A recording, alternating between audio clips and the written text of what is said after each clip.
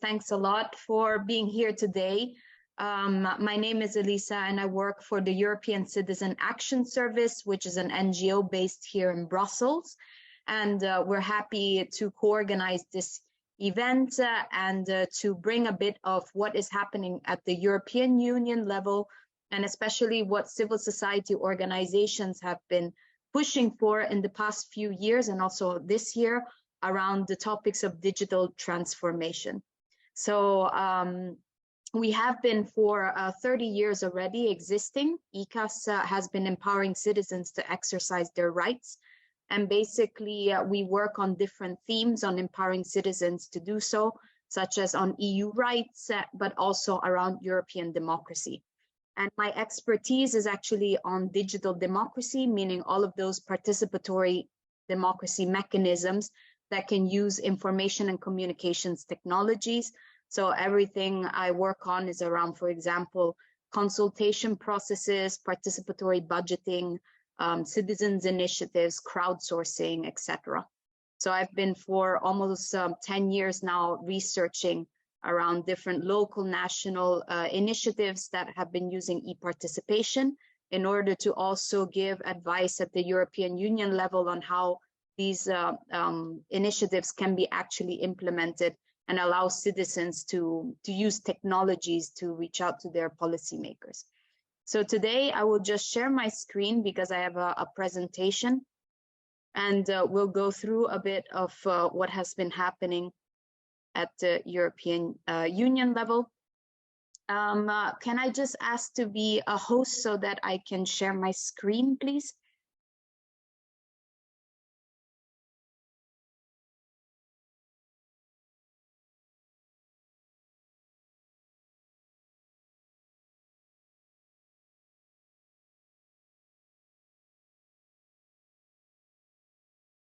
Sorry, I can't share my screen, so can you check if I can?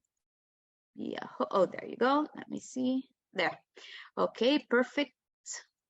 You should see my screen now. Just let me know. There you go. So today I would like to give a short presentation on what we have been working for, meaning a digital transformation in Europe that leaves no one behind. This event is co-organized by us as well, and it is co-funded by the European Union. And we have been basically in the past year going to different countries all across Europe. We've already done 7 of them, so today in Croatia would be the 8th. And we're basically bringing to the more local level all of the work that we've done as civil society organizations at the European Union level. So I would like to just explain a bit the context of this event as well. As you can see, so maybe you've heard of it, but when the president of the European Commission, Ursula von der Leyen, was actually about to be elected as the new president a few years ago, she made a speech at the European Parliament explaining how basically she was going to launch the Conference of the Future of Europe. This Conference on the Future of Europe was basically citizens' panels that were happening on different policies in the European Union. One of the policies was around digital transformation. And so at that point, when she launched this actually 2 years ago, civil society organizations all across Europe were a bit frustrated by the fact that the dialogue was mainly between citizens and the European institutions, and there was not much space for civil society to come in. So this is why civil society created a big coalition called the Civil Society Convention on the Future of Europe. And what we did was we created a network of more than around 90 organizations all over Europe to basically have some recommendations for this conference on the future of Europe. And it is a link so between these civil societies and this institutional setting of the conference, and a way to also ensure ambitious, structured, and looking forward agenda for the conference based on CSO's recommendations, and also to be experts and mediators between the citizens' proposals and what the European Union's proposals were. What happened was that ICAS was one of the civil society organizations, part of the convention. And the convention had a board, and ICAS was part of this board. And we were selected to lead the working group on digital transformation. And basically what we did was that we worked with around 15 civil society organizations to come up with certain topics and recommendations that would fit the European Union's priority, a digital age fit for all. So if you know a bit what's happening at the European Union, there is a whole strategic ambition for digital transformation until 2030. And so our recommendations were basically for this kind of not only short-term strategy, but also long-term strategy for 2030. So we worked mainly on the values and the ethics of digital transformation in order to also strengthen the EU's digital sovereignty and set also rules on standards on data, technology, and infrastructure. How did we actually get the recommendations from civil society in Europe? We implemented a small crowdsourcing activity to get the recommendations on this topic. We opened this crowdsourcing platform at ICAS in order to get recommendations on mainly 5 different topics around digital democracy, digital education, digital safeguards, defending rights and freedoms online, and digital economy. And I'll go more into detail on these topics afterwards.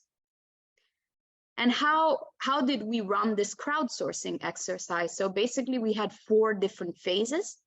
In the first phase, we did it from July to November 2021, and we collected very, very big ideas from civil society to understand where they see digital transformation, especially regarding the 5 topics that I just said. So digital economy, digital education, digital democracy, rights and freedoms, etc. In the second part, from December to January 2022, so for a couple of months, we asked the civil societies to actually choose which ones are the priority ideas that we should move forward based on the first phase that we had. In the third phase, we had the policy formulation. So in February, we compiled a big report around the recommendations. And then in the fourth phase, resolution and adoption. So we also had other civil societies that were not part of the drafting of the report, just approve it and adopt it all together with us. So what did we manage to generate? Around 216 ideas and recommendations. And this represented approximately 1,200 civil society organizations across Europe. These are some of the NGOs that basically worked in the working group with me. We were leading this working group. So you can see here that these are actually not NGOs always like technical experts on digital transformation. Because in the end of the day, what we were trying to achieve was to bring the values, the ethics to digital transformation, the path that the European Union should be taking to make sure that digital transformation is completely accessible, inclusive, and doesn't leave anyone behind. So you can see organizations such as the European Disability Forum. You can see the organization representing the seniors, so elderly people in Europe. Or you can see others focusing on social Europe. Then we have some also more focused on digital tools such as e-participation, so the Institute for E-Participation in Slovenia. And the co-phase, for example, is focused on families, on the protection of families and family members. So as you can see, we have also the anti-poverty network, so the migration also organization, which is called the FEANZA. So all of these organizations work together to understand how the path of digital transformation should be followed by the European Union in the future.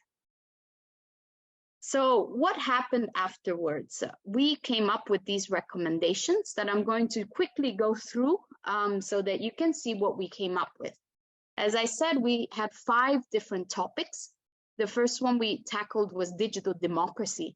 So what is digital democracy? Digital democracy is basically the use of ICT, so information and communication technology, in political and governance processes. I wrote actually a book chapter about this, and if you're interested, I'm happy to share it. But through my work on digital democracy, I would say that digital democracy can be divided into 3 sections. The first one is e-government. And basically with e-government, you have the use of these information communication technologies mainly for public administration purposes. So that means that it is how the government allows, for example, e-identity card, allows citizens to pay their taxes online, etc. The second one is what I like to call e-transparency. So it's really how the government allows all of its legislative procedures to be completely transparent, any documentation, anything that the citizens should know about how a government works, how political processes work, is under e-transparency. So an online platform by the government with everything that you need to know is online. The third one is the most powerful one, of course, because it really refers to the participation of citizens to policy-making processes or legislative processes by the government through technology. And I would say that the fourth one is linked to the third one. So e-voting, e-elections is actually also e-participation. And you can really see how there are many countries that are experimenting with e-voting and e-elections. So we thought that it was important to also put this in. So here, the main challenges that were identified by CSOs were around 3 areas that you will see actually in also the other topics. It was mainly to ensure accessibility to technologies, to ensure inclusiveness of these technologies, and also to ensure more transparency to all of these processes, and also to citizens to understand more how things happen. So what were the recommendations that came out from the civil society organization? First of all, to make free, equal, and affordable internet a fundamental right. Now, this has happened already, for example, in countries such as Finland. In Finland, basically, each and every citizen has the fundamental right to the internet, meaning that every citizen should have connectivity, should have the technologies, should have access and affordable high-speed internet in their homes or wherever they are. And we think that this is a practice that should be a European Union right. So everyone in the EU should actually have the fundamental right to the internet, since the internet nowadays is used for so many e-government services, etc. So we don't want to leave anyone behind. Another thing is to provide public services that are fully accessible. So meaning also here we focused a lot on the funding and collaboration with civil societies to expand initiatives that support and guide citizens in the digital transition. The third one was about ensuring public finance software that is free and open source. So there were some civil societies which really pushed for more open source software licenses also at the governmental level. The fourth one was also to combine and test new methods of citizen engagement. If you know a bit about the European Union, there are not many ways for citizens to participate in policy making. There's the European Citizens Initiative, there are consultation processes, there are the petitions for the parliament. But for example, there is no participatory budgeting, there is no crowdsourcing processes, and no e-voting yet. And in fact, the fifth one was also around e-voting at the next European elections. So most probably, if you filled in our survey before this event, you will see that many questions were also around if you would agree to certain things and what you think about certain recommendations that we came up with. The second subtopic is around digital economy. So that's the development of an economy based on digital computing. So industry 4.0 is actually now today it's actually today digital industry 5.0. So I'm also in the process of upgrading the reports because many things have happened in this year. But here it's around the Internet of Things, cloud computing, etc. So it's really about the transformation of the industry production using technologies. Then we have also digital finance, which is how there is impact of technology on our financial services, of course. Data economy, so the creation of a single market of data in the EU. This has been pushed for a lot. Supporting green digital solutions. So in parallel to the digital transition, it's also very important to be careful about environmental issues. Social welfare, of course, and digital businesses and companies. So how these companies are using technologies to create businesses such as Uber or Amazon, etc. Again, the main challenges were around accessibility, but also around creating this single market for data in the European Union. And there were different proposed actions under digital economy. For example, to really support digitally and socially excluded groups with more funds, resources, and more digital transition programs. Then to also, for example, introduce more corporate tax rules. This is quite technical, to establish also a central pool of advisors that can help SMEs, so small and medium enterprises, to compete with bigger companies, for example, in Europe. And also to improve the market in crypto assets regulation. So if you follow a bit what's happening with cryptocurrencies, we also had a big debate about how cryptocurrencies and crypto assets should be more regulated. And actually the MiCA regulation was adopted this year. So this is already, this has already been done actually by the European Union, and civil society organizations are quite happy with it. Then we have digital rights, defending rights and freedoms online. And here it's about the rights of everyone to have access to technological infrastructures. We talked about notions such as digital citizenship. So really the development of a framework of digital rights and principles that can help uphold these EU values. Digital services, focusing a lot on content moderation processes. Online privacy is obviously a very important issue. E-information, so it's like e-transparency, how this information is online. Net neutrality, meaning that the right to the access to the internet should be offered to everyone.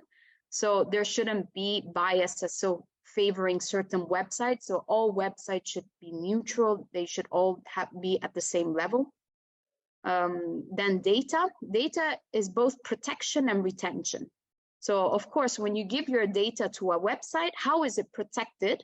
Not only that, but also how is it retained? What do they do with it when they conserve it in their websites? What happens to it afterwards? Then copyright issues, of course, also in the online world, like with music, online artistic productions, etc. We also have online safety of journalists. So how do we protect the plurality of voices online and protecting fundamental rights? The main challenges here were, again, the accessibility to these tools, ensuring inclusiveness and equality, ensuring that corruption and censorship do not occur, ensuring online privacy and data protection, and ensuring net neutrality. The proposed actions by civil society organizations here were around adopting a strong e-privacy regulation, which is actually, it has been adopted by the EU, but it has to be actually implemented quickly by the member states. Another thing was to protect very, very sensitive information. For example, why do some websites need to know, for example, sexual orientation, migration status, race, or economic situation? So civil society has been trying to protect this information and make sure that this information is only in exceptional cases that people need to give it. Monitoring any attempts to introduce practices that undermine net neutrality. apologies.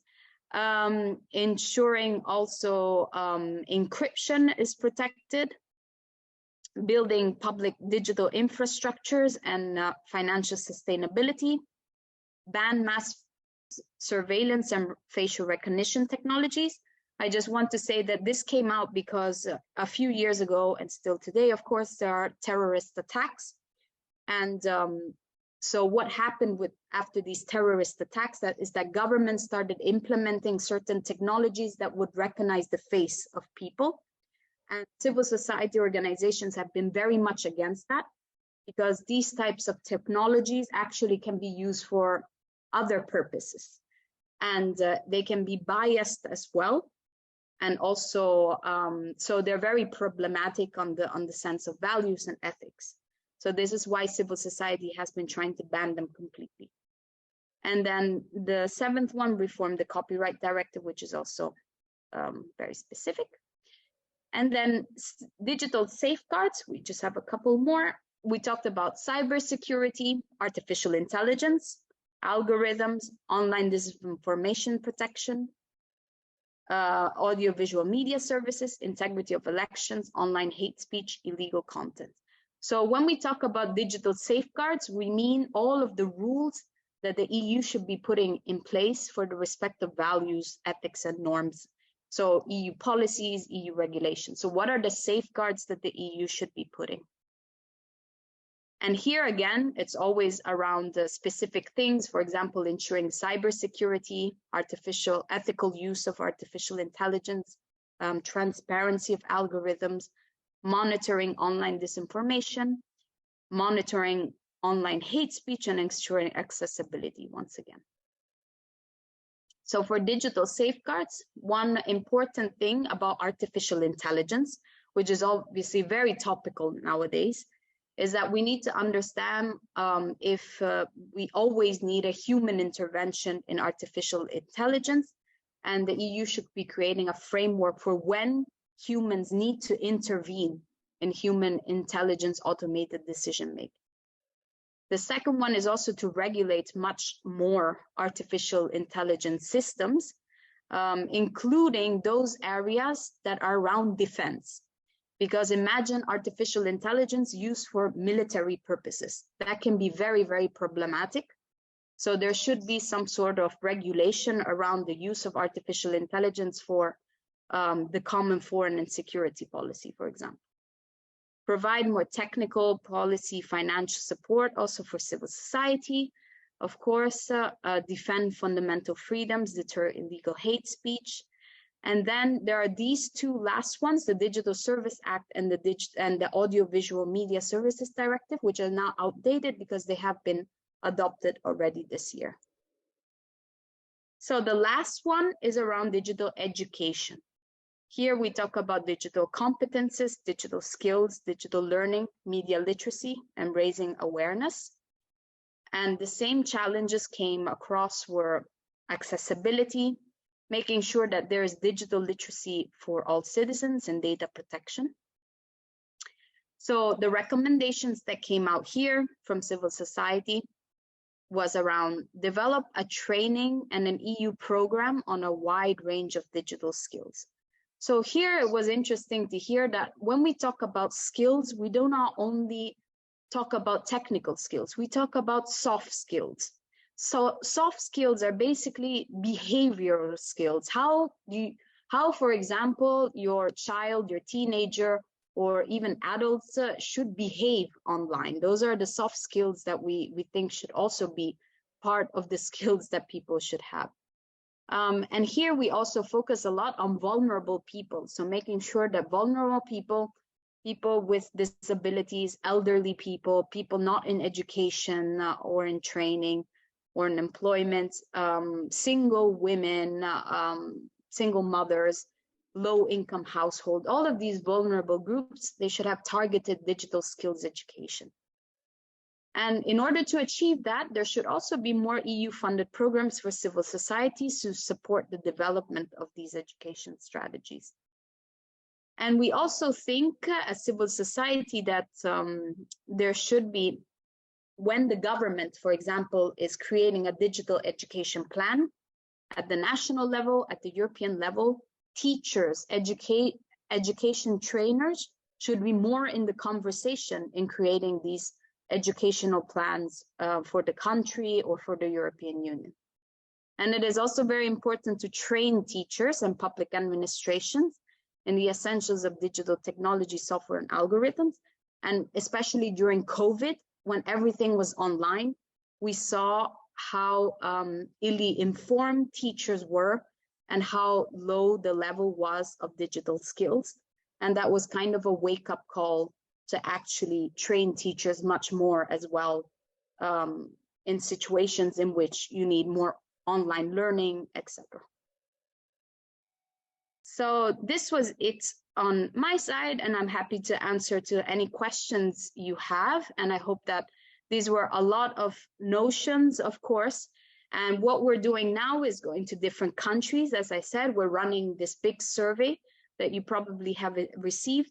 And we're going to compile all of the results basically in a report by the end of the year. And we'll send it to all of the participants as well.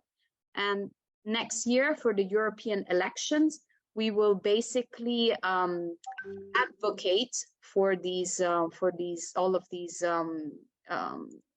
contributions that we've received, so that we will get the new European Parliament and the new Commission next year to take them on board, and hopefully they will implement some of them in their policies in the next 5 years. So this is the ambition that we have. We will follow up with you and we will send you the reports once they're done.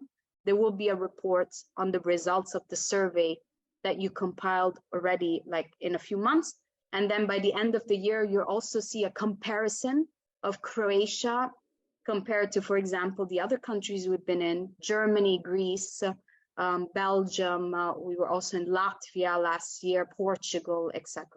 So 10 different countries. And yeah, I hope that this was clear, and I'm happy to answer to any questions. Thanks a lot.